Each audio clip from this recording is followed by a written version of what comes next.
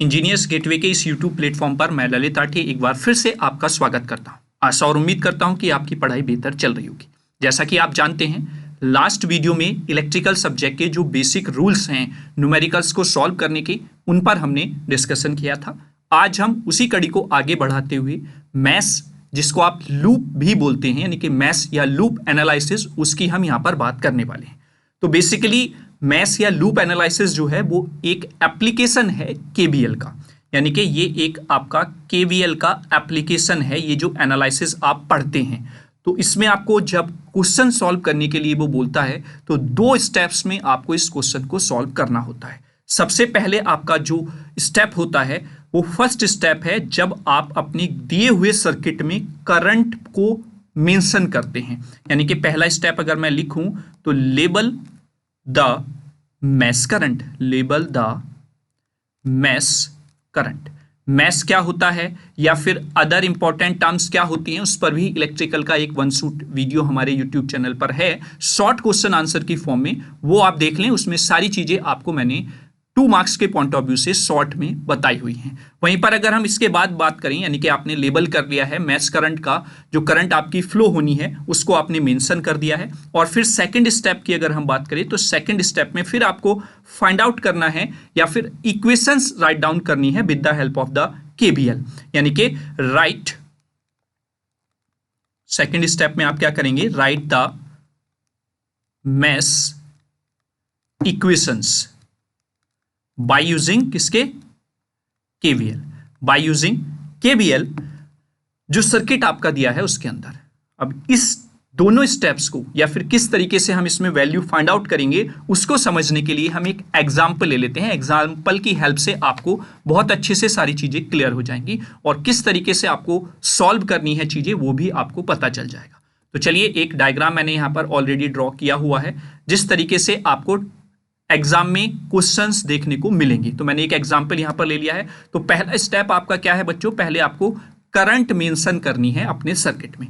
तो आप यहां पर देख रहे हैं 3 लूप आपको यहां पर दिखाई दे रहे हैं, और लूप के बारे में मैंने जब आपको केवीएल केसीएल लॉ बताया था वहां पर भी बहुत अच्छे से आपको क्लियर की थी सारी चीजें। तो पहले आप उस वीडियो को जरूर देख के आए, तभी आप इस वीडियो को या इस टॉपिक को अच्छे से समझ सकते हैं। तो हमने मान लिया यहां पर जो करंट है वो इस लूप में कुछ इस तरीके से फ्लो हो रहा है। हम क्लॉकवाइज यहां पर लेकर चल रहे हैं, यानी कि I1 करंट यहां पर फ्लो हो रहा है। वहीं पर अगर मैं यहां पर आगे करंट मान लेता हूं, ये आपका मैंने मान लिया थर्ड लूप है, यहां पर I3 करंट फ्लो हो रहा है। और सेकंड लूप आपका ये है, मैंने यहां पर मान लिया है कि ये आपकी I2 करंट यहां पर फ्लो हो रही है। तो आपने तीनों लूप्स में करंट मेंशन कर ली है, I1, I2 और I3। तो अब अगर आप इस सर्किट को एनालाइज करें तो सबसे पहले आप जो लॉ लगाएंगे केवीएल वो फर्स्ट लूप में लगाएंगे। उसके लिए मैंने बहुत अच्छे से आपको बताया, रेजिस्टेंस में आपको जिधर से करंट एंटर कर रही है, करंट यहां पर एंटर कर रही है तो ये टर्मिनल प्लस हो जाएगा, ये टर्मिनल माइनस हो जाएगा। फिर आगे करंट आपकी यहां पर एंटर कर रही है, ये प्लस टर्मिनल होगा, ये माइनस टर्मिनल हो जाएगा। फिर आगे जाकर इसमें यहां पर एंटर कर रही है तो ये प्लस, ये माइनस हो जाएगा। यानी कि मैं इस तरीके से एरो बनाकर दिखा देता हूं, ठीक है। वहीं पर I2 करंट अगर आप ध्यान से देखें इस रेजिस्टेंस में यहां पर एंटर कर रही है तो ये प्लस, ये माइनस। इस रेजिस्टेंस की बात करें तो यहां पर एंटर कर रही है, ये प्लस, ये माइनस। मैं यहां पर एरो भी लगा देता हूं, इसकी हम बात कर रहे हैं। फिर इधर अगर आप ध्यान से देखें तो यहां पर एंटर कर रही है आपकी I2, इधर प्लस हो जाएगा और इधर माइनस हो जाएगा। Is that clear? फिर यहां पर अगर हम बात करें इस सोर्स की तो ये करंट सोर्स है, इसको आप ध्यान से देखेंगे, इट्स ए करंट सोर्स। अब करंट सोर्स आपको करंट ही बताएगा, तो एक ही करंट सोर्स यहां पर लगा हुआ है, तो ऑब्वियसली बात है इस सर्किट को एनालाइज करने से हमें डायरेक्टली I2 की वैल्यू मिल जाती है। हमारी करंट की डायरेक्शन ऐसे है, सोर्स में डायरेक्शन अपोजिट दिया हुआ है, तो यानी कि I2 जो है वो 10 एम्पियर डायरेक्टली हो गई है, हमें फाइंड आउट करने की भी जरूरत नहीं है, ठीक है। और इस सर्किट में आपसे V आउट यानी कि आउटपुट वोल्टेज पूछा गया है अक्रॉस द 5 ओम रजिस्टर। तो सबसे पहले हम इसमें करंट फाइंड आउट कर लें और देन वो करंट हम यहां पर पुट करके वोल्टेज को निकाल सकते हैं। तो पहले आपने करंट मेंशन कर दी है, उससे हमें जब एनालाइज हमने सर्किट को किया तो I2 की वैल्यू आपको यहां पर मिल जाएगी, -10 एम्पियर आपको देखने को मिल गई, क्योंकि जिस डायरेक्शन में हमने करंट को देखा था I2 को, उसके अपोजिट डायरेक्शन में सोर्स से करंट निकल रहा है, ठीक है। तो I2 आपको डायरेक्टली यहां पर मिल गया है। क्लियर। अब चलिए हम अप्लाई करते हैं अपने लॉ को, क्योंकि ये एक एप्लीकेशन है केवीएल लॉ की। तो अब हम सेकंड स्टेप जो है write the mesh equation with the help of KVL वो अप्लाई करते हैं। तो अप्लाई करेंगे आप KVL, apply KVL at loop first.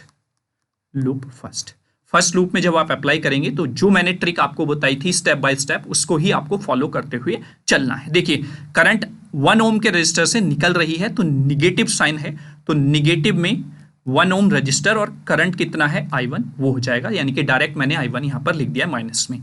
Minus plus से माइनस निकल रही है, 2 ओम का रजिस्टर है, उसमें आपकी I1 की करंट की डायरेक्शन जो है वो निगेटिव है, तो I1 आपका हो जाएगा 2 ओम रजिस्टर I1। ऊपर से अगर आप देखें यहां पर भी I2 निकल रहा है निगेटिव साइन के साथ, तो निगेटिव I2 हो जाएगा। तो I1 माइनस I2 आपको देखने को मिल जाता है। या फिर आप ये ध्यान रखें जिस मैश में हम जिस लूप में हम बात कर रहे हैं उसकी करंट को हम बड़ा मानते हैं हमेशा, और अगर दूसरे लूप की करंट भी उस रजिस्टर में फ्लो हो रही है तो उसको हमेशा आप सबट्रैक्ट करेंगे उसमें से, ठीक है। ऐसे ही अगर इधर देखें हम 3 ओम के रजिस्टर में, तो I1 जो है वो निकल रहा है, तो -3 I1 इस लूप का ही करंट है और I3 भी फ्लो हो रहा है, तो इसलिए -I3 हम यहां पर कर देते हैं, ठीक है। आगे हम वोल्टेज सोर्स पर आते हैं, तो पॉजिटिव से निगेटिव की तरफ करंट जा रही है, सॉरी निगेटिव से पॉजिटिव की तरफ करंट जा रही है, तो इसलिए V जो है यहां पर प्लस के 10 हो जाएगा इज इक्वल टू 0। और चूंकि I2 हमने ऑलरेडी निकाल लिया है माइनस के 10 एम्पियर, तो यहां पर आप पुट कर देंगे -I1 माइनस जब हम ब्रैकेट को ओपन करेंगे तो 2I1 आपको मिलेगा। ये माइनस का ऑलरेडी है 10, तो ये प्लस का हो जाएगा, लेकिन बाहर माइनस है तो फिर भी आपको माइनस का 20 ही देखने को मिल जाएगा।